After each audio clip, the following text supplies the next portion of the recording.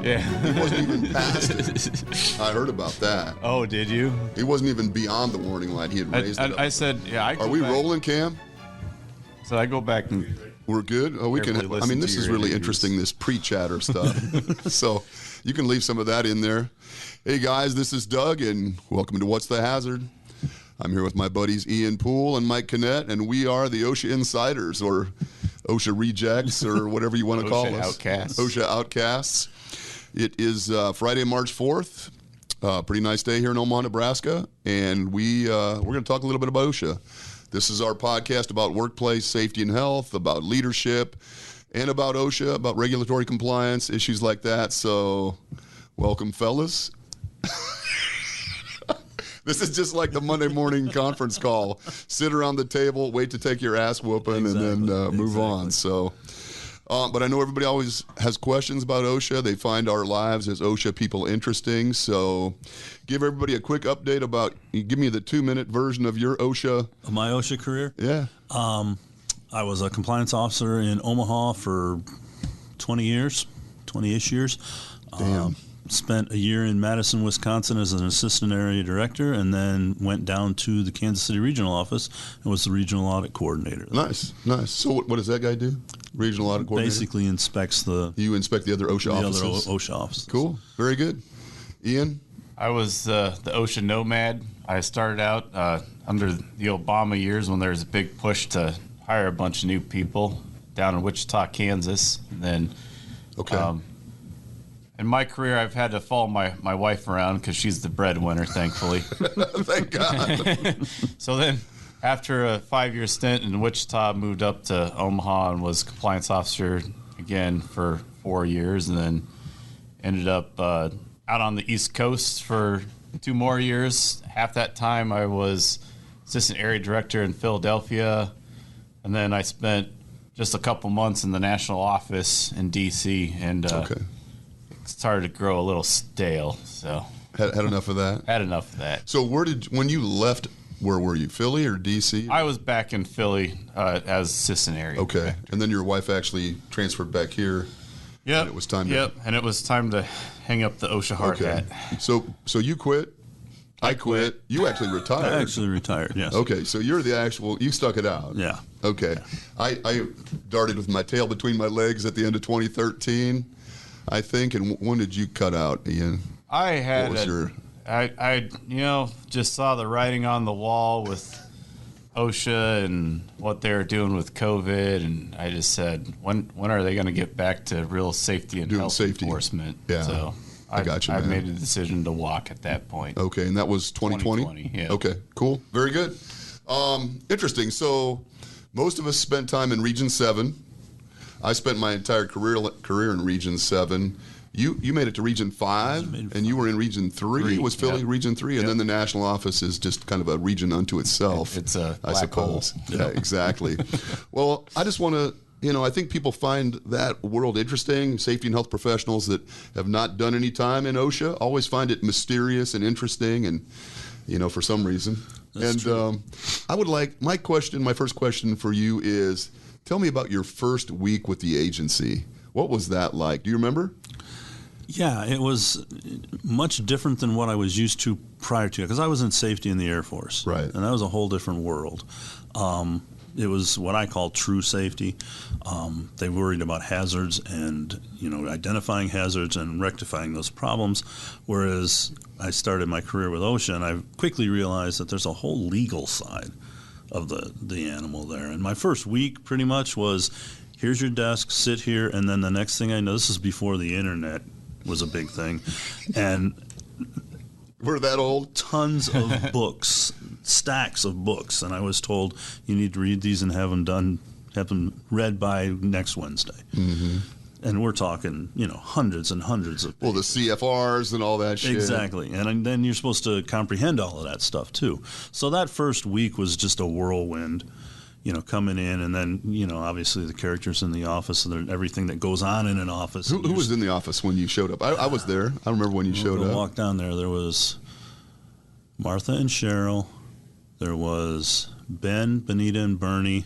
The management team. And then there was Seth, Schneider. Gaines? Was Gaines there when you Gaines, got there? I was Gaines' replacement. Oh, you replaced Gaines. Then there was Darwin, of course. you, Daniel Rake, Darwin, and Joan. Okay. And Chester. And Chester. Frank was gone by then? Frank was gone by then. Seth was gone, or Seth was still there? Seth was still there. Okay. And what did the office look like in Omaha when you were there, man? Because I left at the end of 2013, and you came in after I was gone. Yeah, I came in spring of 14, or Okay. fall of 14, towards the end of summer. So literally maybe 9 months after I'd left. Something like that. Okay. You were still spoken of quite a bit in the office. But you were an IH, so you probably replaced me essentially or whatever or something. I don't know. Yeah, I was... Doug, you could never be replaced. I was replaced, I had an IH background. I actually started in Wichita as a safety. Oh, did you? Okay. But, I was sort of the universal co-show because they transferred me over to industrial hygiene and said, well, you've already been a safety for 5 years, kind of like they did with Nick as well. So Burmeister, same thing. Burmeister started as safety. So they just said, well, you can do any inspection. So I got stuck doing a lot of safety stuff and IH stuff. He was our Swiss Army knife. There you go. Good. There you go. Cool. But, when I first got into Omaha... who was still there? Was Mikey there? Were you guys worked together? Okay.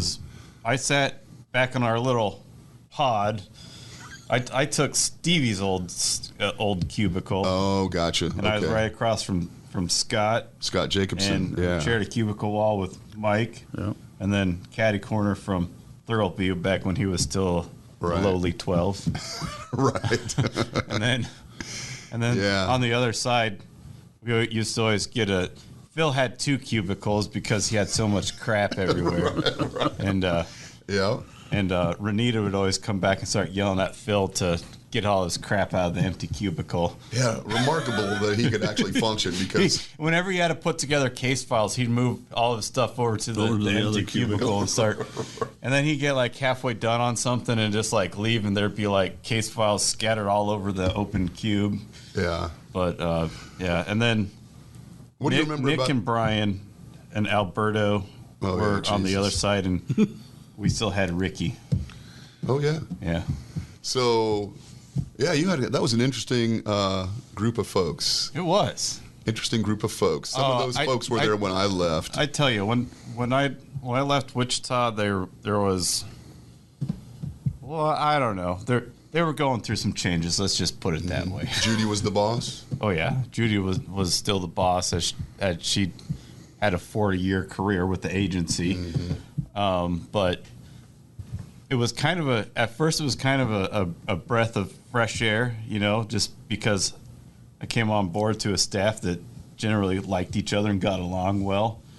But I had to adjust to Benita's management style. Let's just put it that way. It was different. I mean, she had a very distinct management style. Oh, yeah. She was my boss for a number of years. And she'd always tell you what you're doing wrong. Mm-hmm. Whether you were... I wouldn't say... She had a way of emphasizing what you're doing wrong. Highlighting, maybe. Yeah. Things that might have seemed somewhat minor to you could get blown up really quickly. Let's just put it that way. I remember, man. I remember. I still have scars. All you could do is say, I'm sorry. I'll try to do better. I'll try to do better. Yeah, exactly. Do you remember your first solo inspection? Because the typical approach would be to arrive in the office, read for a few weeks until you got your credentials. You had to have credentials before you could actually go out onto a site, even accompany another compliance officer. Yeah. So you read and you waited and you listened and you did duty officer. You did some duty officer or accompanied the duty officer and listened to the phone calls and things like that. And then once you got credentials, you would start to accompany a senior compliance officer, and you would go out there and watch them and carry their bags and maybe write up their case files at some point. That was part of the progression. You'd go to some classes at the Osha Training Institute, and then eventually, depending on the workload, typically not your readiness, but depending on the workload, they would cut you loose and say, hey, go do this inspection. Do you remember your first inspection or anything about the feelings? Maybe not the place, but what that was like? My first inspection was a roofing inspection, imagine that. And it was one of those. Having been in the Air Force, there's not a lot of construction goes on in the Air Force as far as safety goes. Most of it's general industry type stuff. So to be put into a construction environment was kind of foreign for me, and I'm like, kind of timid already about it because you're new, you don't know what your parameters are. So yeah, I asked the guy to come down. Thank God he was nice enough to come down instead of telling me to F off or whatever. He was up on the roof? Yeah. And then you try to explain to him who you are, and of course I'm stuttering and stammering, and he was actually a pretty nice guy. My first inspection wasn't that bad. It wasn't until about 5 or 6 inspections that I caught somebody that really, gave me the business about it. So yeah, I mean the first one wasn't that bad, but it still was somewhat traumatic in the fact that it was the first one, and I had built it up into this. Internally into this big, it's going to be, and it really wasn't. It was just, here you go. And the guy was like, okay, he was not happy about the fact that he's getting cited, but yeah. So then coming back, the more trauma from that was the case file write-up and the review process and the re-review process. Who was your team leader at the time? Was that Bernie? No. Oh, Bonita? You were assigned to Bonita? My very first day, I walk in and ring the doorbell, and Ben comes up. And he's like, okay, how you doing, Mike? Like to introduce you to the staff, and he introduced me to Cheryl and Martha.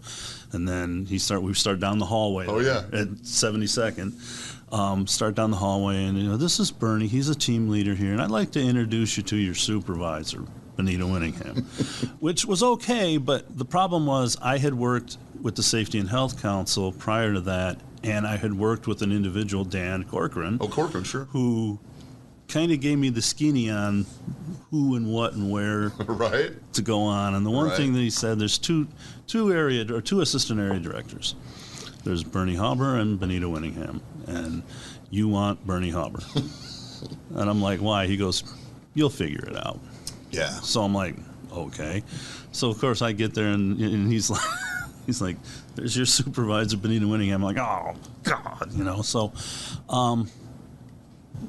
it went from there.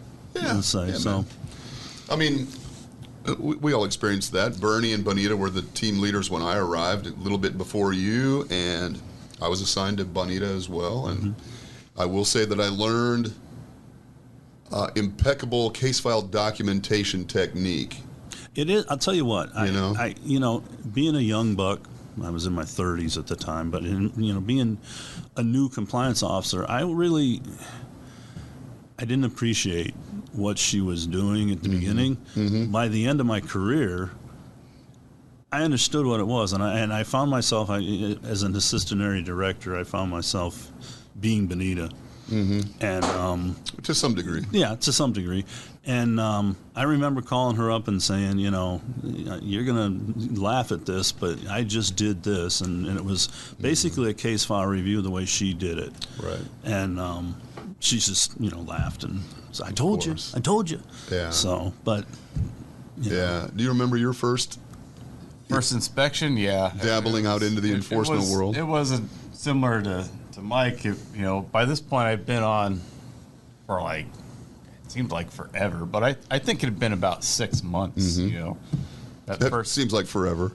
Yeah, I mean, I started basically at the beginning of September that year, and then it was, I think, finally, I want to say April by the time I could go out on my own, because like I said, you got to go to the training institute, take all these classes, and that particular year it's like, oh well, guess what, all your 2-week and your other 1-week class are all scheduled during winter in Chicago, so I got to spend 5 to 6 weeks of that winter in Chicago going back and forth on a bus from the Residence Inn. Oh no, I drove out there myself. Oh, did you? Yeah. Oh shit, man. So I'm not going to be without a car in Rolling Meadows or wherever.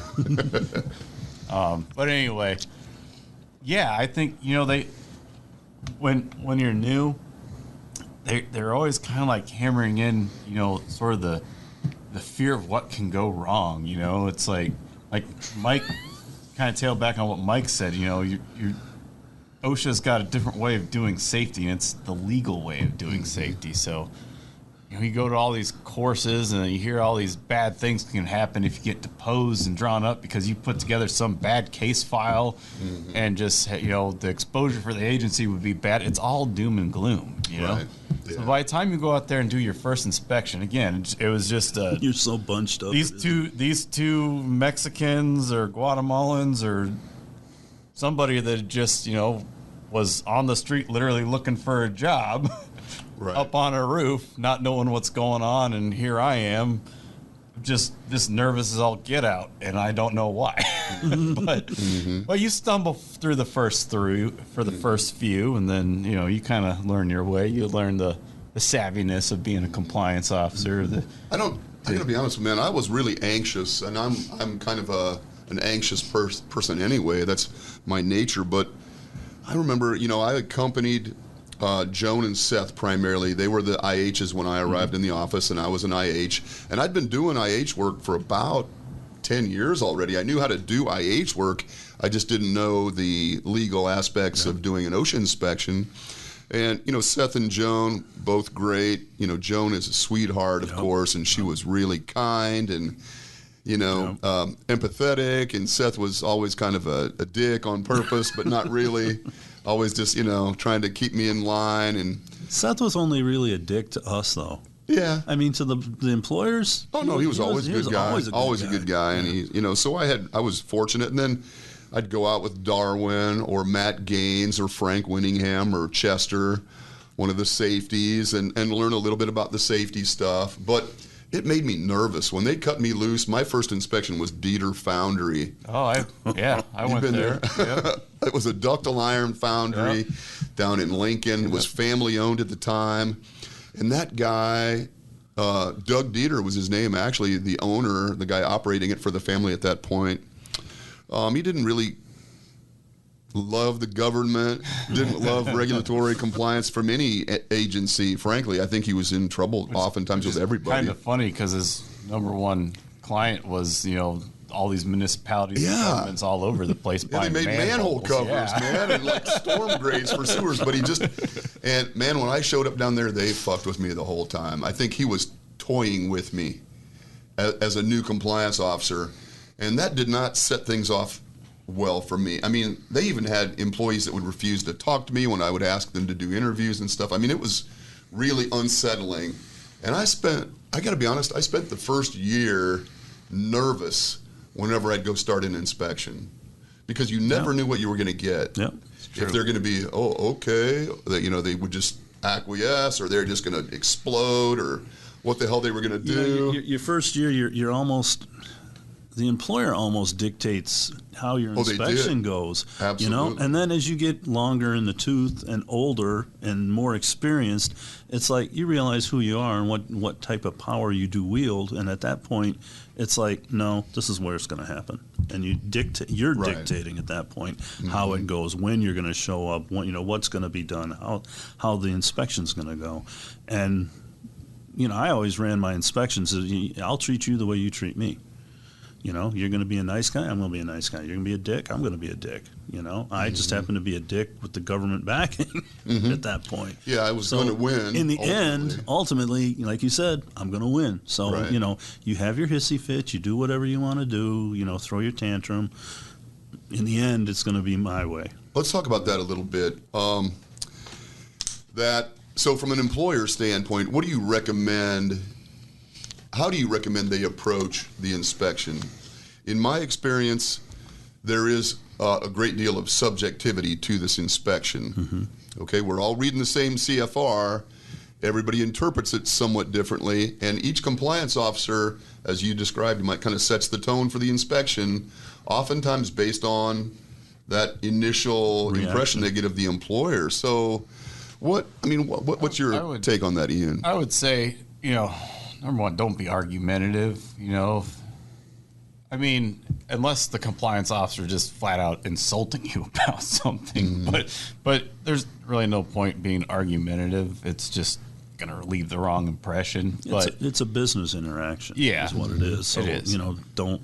And in the end, you're exactly right, because at the end of the day, what does all come down to with OSHA enforcement. It's dollars and cents. OSHA's trying to get as many inspections done as they can so they can get funding for the agency. And then, I mean, despite the fact that all the money they bring in from citations doesn't directly fund OSHA, but OSHA's got to prove their worth to Congress to get the funding. And then employers looking at it from a dollar and cent standpoint of what's this going to cost, or maybe some situations, maybe they should be looking at, okay, at the end of the day, is this going to leave a really sour taste in my mouth, or can I look at this as, well, yeah, we got popped this time, but I'm investing in safety now with my company. But I'd say, though, not everybody's right all the time. Sometimes OSHA's wrong, but be cordial about it. Oftentimes the biggest thing that an employer can do, be truthful, but there could be cases where a compliance officer wants to cite something, but they really don't have the documentation there. And sometimes they're grasping at straws for it. And that's might be your chance to buck up a little bit and say, look, I know that you're pointing out this hazard, that there's a standard that applies to it, but we've just never been aware that this was even in our facility, or, I've never had an employee go over there, or that employer knowledge piece. Yeah, really. I mean, employer knowledge and employee exposure, and that's where, as an assistant area director, I'd see it all the time. Compliance officer wants to cite this. You go through the case file. I don't have any measurements. I don't have good photos. Like, yeah, you got a photo of a piece of equipment, but where is the employee exposed to this? And what's the hazard, as we say in the business? Right, exactly. Right. If there's no exposure, what's the hazard? So, and just going through, and you have a one-page scratch piece of paper for an employer interview, and I don't see anything where that employer talks about employees exposed to this hazard. Isn't that interesting? So that's really where I think an employer can stand their ground on are those points. That's interesting, because uniquely, all of us were compliance officers, and all of us had an opportunity to be the assistant director. And the assistant director is the person that's kind of managing the compliance officers, reviewing case files, doing the informal conferences, and it gives you an opportunity. And everybody should have to be an assistant area director so that you can see why that documentation in the case file is so important. I didn't understand Bonita's guidance until I became an assistant area director. Completely. I got it as, the longer you get smacked with, you need to do this, you need to do this, you need to do this. Eventually you're like, okay, I need to do this. But until until you actually have to review somebody else's work and see that they're not, like you said, missing measurements, no photos, whatever the case exposure. May be, no exposure, no employees saying, yes, I worked here for this one, until you actually live that and review somebody else's cases, that's, you really, like you said, everybody should have to be that. You really should. It gives you a perspective on that. So, getting back to that question, did the way the employer reacted to you affect how you conducted the inspection, honestly? I mean, if they gave you a raft of shit right in the door, did you give them the full benefit of all your training, or if they were professional, you give them at least the benefit of the doubt, or how did that work? I don't know if I'd say, you're not just going to walk, if an employer's treating you nicely, you're not just going to walk past blatant safety violations. Right. Yeah. And on the flip side of that, if the employer is treating you like shit, you're not just going to make stuff up, because that could get you in a lot of legal trouble. Exactly. Right, absolutely. But I would say that, so if it's there, one way or the other. Yeah, but I would say that if you have a cooperative employer, and the co-show is probably more likely to give them the benefit of the doubt with the information that they're being given to them, versus if you have somebody that's uncooperative, and you're going to do a little more verification on the things that they're telling you. You're going to do more management interviews than maybe you would someplace else. You're going to talk to more employees, and then I was always guilty of this. I'd be like, it's like, how long do you need to talk to this employee? I was like, about 15 minutes. And depending on the employer, about 30 minutes later, be knocking on. I'm just seeing no, we're not done yet. I mean, and I had interviews where I talk to employees I'd drag out for over an hour. You know, it's like. And that's all kind of, how hard is this employer going to make me work to get the information I need? Because there are ways that you can make it hard for the employer, like you said, tying up an employee in an interview for longer than what really necessary. And the employees never minded. I said, here, you know, it's hot out there. You got this nice air-conditioned office and this comfortable chair. You got a bottle of water. Get comfortable. We're going to chat for a while. Tell me about your... My willingness to perform compliance assistance was greater for the employers that were that's true nicer. Right. What do you mean by compliance assistance? You know, letting them know, okay, there's a broken faceplate here, and, you know, a cracked faceplate, nothing major, but, you know, if you go ahead and get this fixed. Yeah. You know, this cord looks pretty bad, man. Can you get rid of this cord? Exactly. That kind of stuff. You know, things that they can fix immediately that you don't necessarily, it really... There is a little bit of latitude. A little bit. You know, I never went way overboard. I saw some people, I'll remain nameless, that really I questioned. Walked by stuff they probably shouldn't have. Right. So I could never do that, because like even when I was pointing things out, I couldn't just point it out and walk by and say, okay, this is going to be cited. I always felt the need to provide some sort of knowledge behind it, why it was a problem, you know, and how to fix it, or you know. And I think what you're bringing up, and this would happen a lot with me too. You're seeing conditions of things, but not necessarily. You don't have all the prima facie elements of a citation right there in front of your face. So I might mention something. Hey, you know, I noticed this bad cord over here. I don't see it in use right now. Here's the deal. You know, like, I'm just going to walk on by this, but just so you know, these are the requirements. But if I continue to see more and more of this stuff as we're walking around, I may have to address it with citation. I would take that approach with instances. You know, it was kind of like the Matt Gaines, actually, who's a buddy of mine still down in I think he runs the VPP for the regional office, Region 7. He's been doing that for years. We would go into a plant, and he would always check, like, the compressed air. Yeah. We had those little. Remember, we had those little gauges. Those little, I think I still have one of those for some reason or another. May have not made it back into the inventory, but it got check lost to see if it was reduced down to the 30 psi. If it actually had the ports that would allow it to reduce the pressure, that static pressure. And Gaines would check one, and it would be wrong, and he might not cite that. But if it was like systemic through the entire plant, if there were dozens of them or two, for that matter, he would probably cite it. He wasn't always, you know, citing the onesies, the one instance things. So sometimes you would give him the benefit of the doubt for that. But I do know compliance officers that if you cornered them or if you were really aggressive with them, they'd unload on you, man. And we have a buddy that still works for the agency, exceptionally bright, talented compliance officer, and very friendly. And if you treat him with that level of respect, you're probably going to get well treated, frankly. I don't know if he's going to walk by shit, but he's going to treat you with some respect.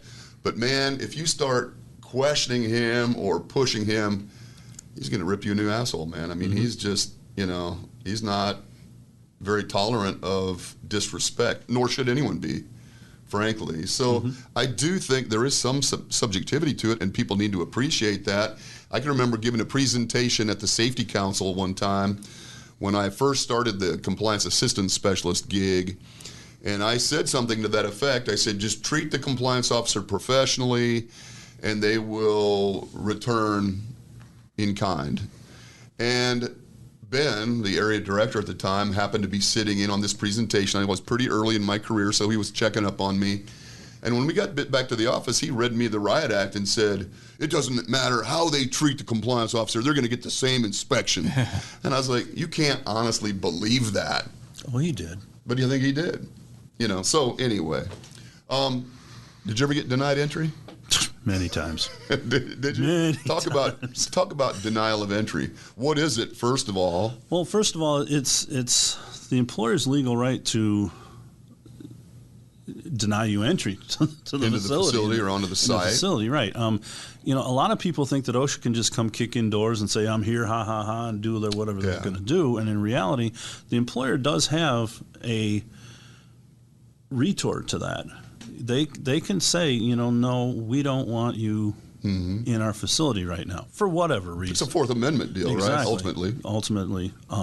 So, I mean, that's basically what denial of entry is. Now, there's a lot of other things I've had people say that some of the folks in OSHA come out and say that, you know, if you don't provide documentation through the warrant requests or the subpoenas, that's also considered to be denial of entry. You know, if you don't allow me access to the employees to talk to them, that's denial of entry. I'm not a lead lawyer, so I couldn't tell you. But basically, it's their right to say, no, we don't want to have this inspection today. And I've run into people that have had denials of entry for a myriad of different reasons.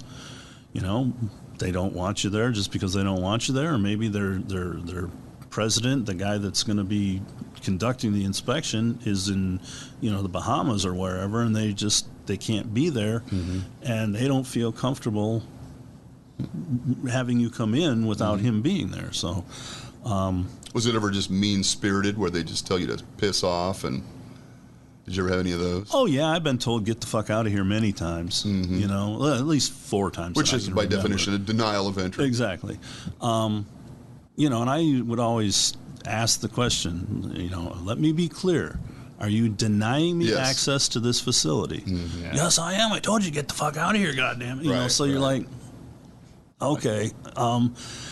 You know, it is what it is. The first time I got denied entry, you and I were talking about this earlier, I almost cried because I was in the Air Force and there was no denial of entry. Right, I was going to do it. I worked for the wing commander, and the wing commander allowed access everywhere. If I wanted to go there, I went there. Right. I come into OSHA and I go walking up to the site, and the guy's like, "Get the hell out of here!"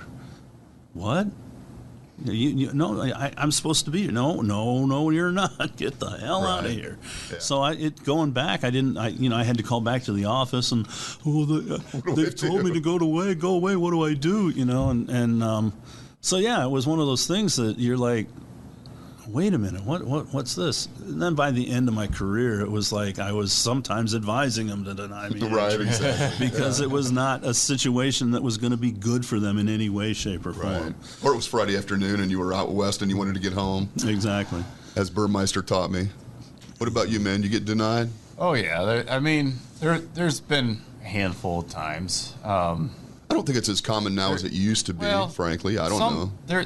There's a few construction companies when I was down in Kansas that every single time, no, you can't come on site. And, you know, why? And because sometimes it was like, look, I'm just here to do a Dodge inspection. Like, I don't have a complaint. I don't see any exposure or anything while I was driving by the roadway. It's like... You just came up on the list. Yeah, and it's like, well, it's our company policy. And then you kind of laugh a bit because... There was one particular company that it was another construction site, and they're working in plain view on a public roadway.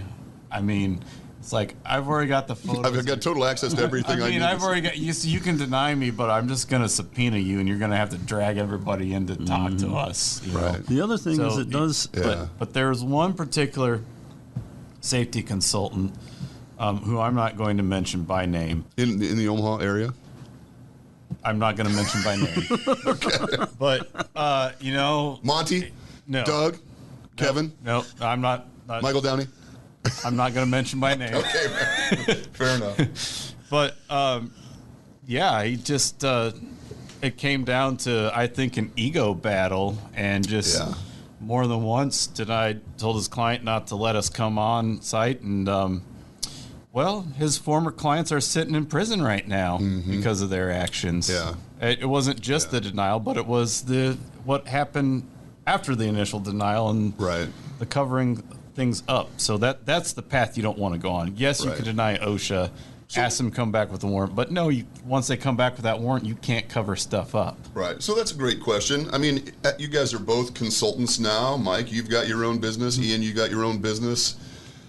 Are there situations where you would recommend that your client deny entry? Are there circumstances that might warrant a denial? Yeah, like you said before, I think if it's a situation where critical management people aren't there that need to be there, and I know OSHA's, every time when you're a compliance officer, I think you go back to the FOM, even the Field Operations Manual. Don't want to throw around a bunch of acronyms that Right. nobody knows about. But they talk about, a reasonable amount of time for a compliance officer to wait to get in the door is approximately 1 hour. Mm-hmm. There are just times that's just not possible. And yes, companies should have, somebody there that can be in charge when key management people aren't there. But there's just situations where they don't, the person that's in charge can keep, the lights on and keep things going for a set period of like a week or two, but they don't know all the intricacies about what's going on when it comes to safety. Right. What my suggestion is... Go ahead. Just finish that thought, because I think you're going to add on to that. Oh, yeah. Basically, for me, I would suggest that they have somebody there as a point of contact. Instead of denying entry, allowing the compliance officer to come in and initiate the inspection.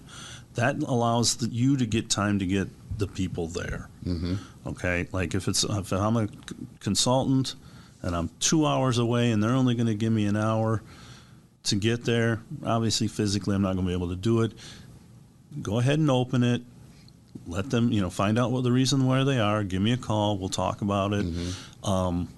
And then as I'm en route, you can be providing the paperwork and the stuff that they're going to ask for at the beginning anyway. Yeah, and there's some situations, like in the instance of, say it's a fatality or maybe an inpatient hospitalization that OSHA's here to investigate. Fairly serious issue. Yeah, and situations like that, if, and it could be a situation where you're trying to get back to your facility because this just happened, and now OSHA's trying to get there, and OSHA's kind of like, look, I know that you need to get here, but OSHA also has a timeline where we have to get this open within 24 hours.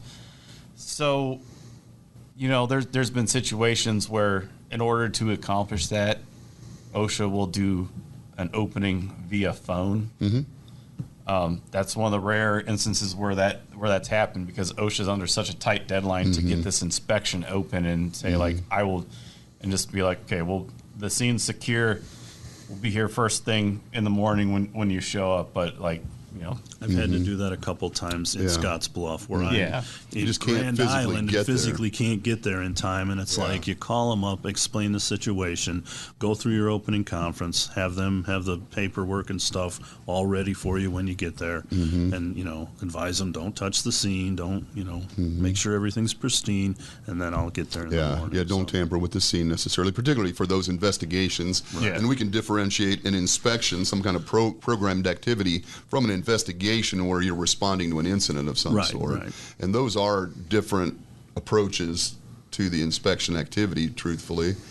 There were, as you mentioned this, Ian, I'm not sure it's in writing. Maybe it is in writing that the OSHA compliance person is supposed to wait up to an hour while the employer assembles their team or makes their phone calls, initiates their inspection response, whatever that is. And there were times when I waited a little bit more, simply because their management person or their consultant was en route, and it's going to be 2 hours, and okay, maybe I can fiddle fart around for a little while, or maybe there's something I can do in the conference room. That's the thing too about it. It's just it's all down to subjectivity, like you said, about what's a denial, because I'm not familiar anywhere where it's codified, a certain amount of time for. I'm not either. It's just been written in the FOM, and that's just OSHA's interpretation of what they believe is reasonable. So I've never really heard that come up in a legal battle over.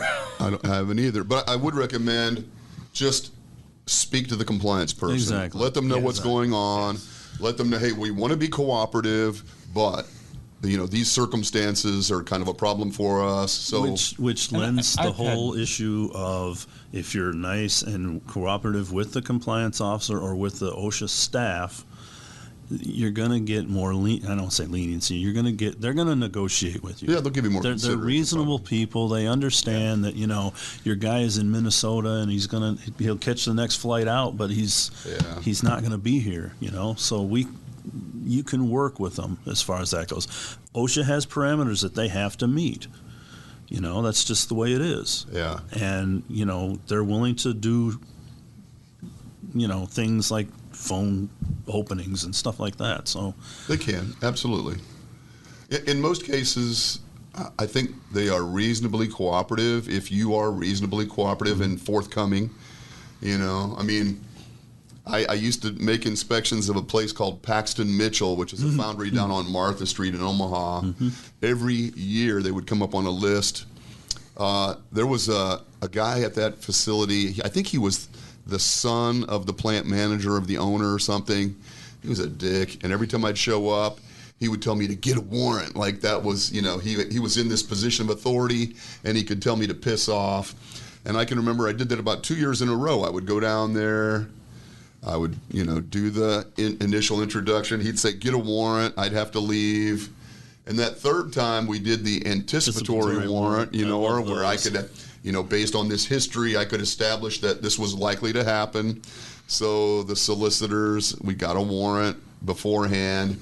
And when he said, get a warrant, I reached into my little metal clipboard and bam, there it was. And I have to admit to certain satisfaction from that, like we're doing it. But that was because of the history they had established. There have been companies around the Omaha area and the state that have established that policy. And it wasn't always out of this animus. Sometimes it was just the company policy. Exactly. And you just require a warrant. You go through there, like there's another company, it's a manufacturing company up in North Omaha that for whatever reason, they showed up on every single list. I mean, is it the initial and initial? Every single list that was on. I mean, record keeping and machine guard, and forklift and grain, and I mean, just they didn't even have grain. Exactly, but they would just show up on these lists. And after about the fourth year in a row that I showed up there, the guy's like, you know what? This is ridiculous. No, we're not doing this. Go get a warrant. And then that was the company policy for like 3 years in a row. Right. And a warrant is truly... Tell them about the Sharps program at that point so you can get off these lists. Well, a warrant truly is just a test of your probable cause, right? I mean, if you have to go to a magistrate and demonstrate that we do have probable cause to go in there, the magistrate's going to determine whether we do or not. So to some degree, I get that. I mean, you wouldn't let... In most situations, you wouldn't let law enforcement into your home without... some probable cause. A warrant, perhaps. So I get it.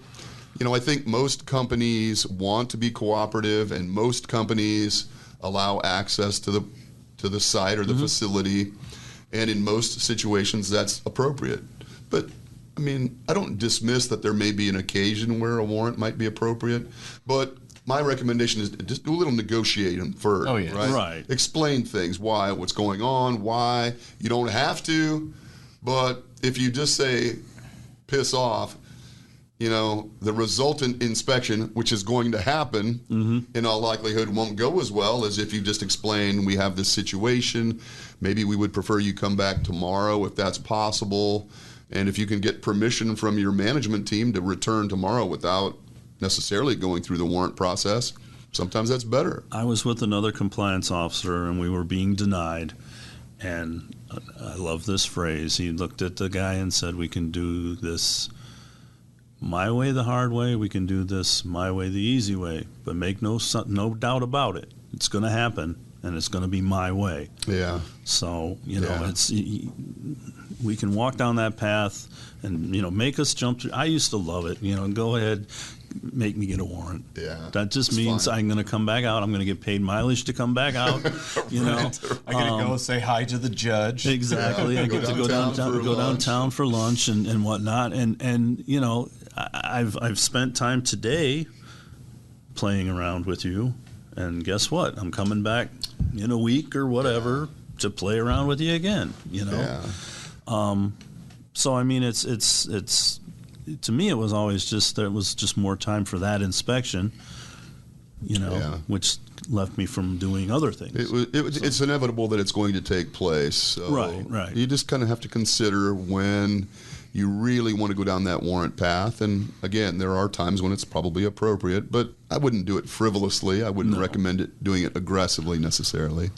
One last question before we wrap up. And man, an hour goes by so quickly that it's almost a blink of an eye. But when you first started with OSHA, what surprised you about the agency? Maybe something that you hadn't expected, or something that, either positively or negatively surprised you perhaps? What about the agency was a surprise? Ian? I mean, probably a lot. Yeah, well, I mean, I think getting back to like my first week with OSHA thing, I remember when I was in Wichita, the office was in some space that had been vacated by the IRS. So after coming from the private sector, I was like, here's like some newer furniture. It may not be brand new, but it's still pretty nice. And, here's a new laptop computer that works. And then coming into the government world, it's like I had to make my own cubicle space because that's where all the extra crap that got left behind, like old furniture, half-broken desks, and just stuff that just honestly needed to be thrown away, but nobody had called GSA to come and auction it all off. Right. Like, what do you mean we can't just throw this out? It's broken, There was that. It's on an inventory somewhere that has to be accounted for. There was that, and then the other surprising thing. Now this is 2009, and OSHA changed their computer stuff around 2014. But I just remember, here's your desktop computer, and yes, like the operating system of the computer itself is Windows, but everything we do is in DOS.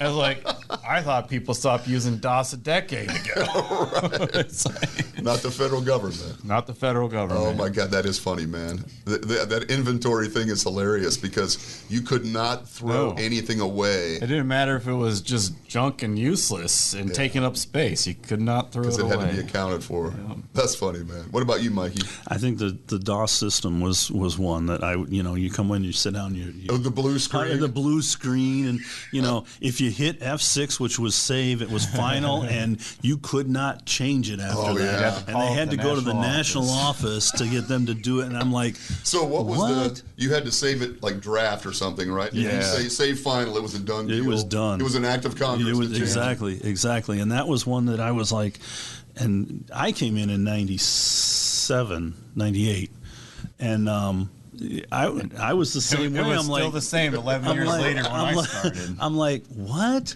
This just doesn't make any sense, and it just shocked me, that the supposedly the preeminent authority in safety. Right, exactly right. You had to go back in time to learn the operating systems. So software. But I mean that was kind of the big thing that shocked me initially, and the when you're coming up through safety, everybody says OSHA, and everybody OSHA, and once you get in there, you realize there really isn't that much power with OSHA. Yeah, I mean, there's truly, as compared to the rumors. And OSHA thrives off of some of these rumors. Yeah, the misunderstanding, the fact that these are this, and you're like, oh my God, and then you walk in and the denial of entry. I'm thinking I can just kick in the door and be, and they're like, no, you need to go away. Yeah. So I mean those were things that kind of a little different. For me, I do remember going to a facility with Burmeister. Seth was one of my trainers, and we went out to a facility out in Waterloo. I don't know if it was a complaint or a programmed inspection. It was nothing much, but the employer went batshit crazy when Seth said, we're with OSHA, we're here to make an inspection. Guy, I don't know if he's having a bad day. Apparently he was having a bad day, but he lost his mind. Jumping up and down, screaming, F-bombing us and stuff. And I was literally in that flight or fight adrenaline mode. I was just like looking around. I could feel, tunnel vision, the whole, parasympathetic nervous system shit going on. And I look over at Burmeister, and he's like, Yeah. and I'm like, what the fuck? React. And then finally the guy calmed down, stopped screaming, and then Burmeister just kind of resumed his opening conference. Yeah. I was just blown away that he could endure that without... I was very shocked, and even to this day I'm kind of shocked that they didn't provide some sort of protection for the compliance officers. I've been out on a site where an individual was swinging a pitchfork at me, and all I had was a little tin clipboard. A metal clipboard, right. You're like... And this guy's swinging pitchforks or throwing hammers or whatever. And all of that has happened to me. Yeah. And I'm thinking, if I had a sidearm, this would be a whole different world. Right. But... Can you imagine OSHA compliance officers carrying sidearms? Even something, There's a lot that have no business. Exactly. Yes. Exactly. That's true. But they send you out in the middle of nowhere, Nebraska, and you're, at a farm and you're knocking on some guy's door. Yeah. And, I've heard stories from other compliance officers where the guy's reaching in the back of his truck for, God knows he's not getting his lunch, he's getting his he's getting his safety data sheets exactly, out. Or the shotgun. Exactly. So, it always shocked me that they would send somebody out on their own and females out on their own. Yeah, that always worried me too, man. I don't want, that's a whole nother discussion, but I started in 1996 with two young ladies. I'd been doing it for a while already, but Denny Hitzfeld and Gina Sims and I all started like within a week of each other. And they were both young and pretty women and very capable, very knowledgeable, very capable. But I was probably at least 10 years, if not 20 years older than them at that point. And it just worried me when we would send them out to western Nebraska to go visit some freaking ranch. Something, some radiator shop or something out in the middle of nowhere. That worried me a little bit, but that's a whole nother story, man. Anything else you want to add before we wrap up? We are rolling up on our time. No. We can continue this. We got to the first question I had on my list. So I've got another 100 to 200 questions, but I love the conversations. I love reliving the old memories a little bit. And I do think there are some insights that we can share with people that might make their experiences with OSHA a little better, hopefully a little bit more positive. But it goes on and on and on, man. And, there's a whole new staff in the office now. Yeah, a few old faces. Thurlby and Connett and Nick Sr., the management team now. And, he's nice. No, I'm not. I'm sitting right here. Oh, you're Connett. Craig. Yeah, you guys are interchangeable, too. Yeah. Sorry. No, that's not true. I think Darwin outweighs you by an easy 100 pounds at this point. Oh, at this point, yeah, probably.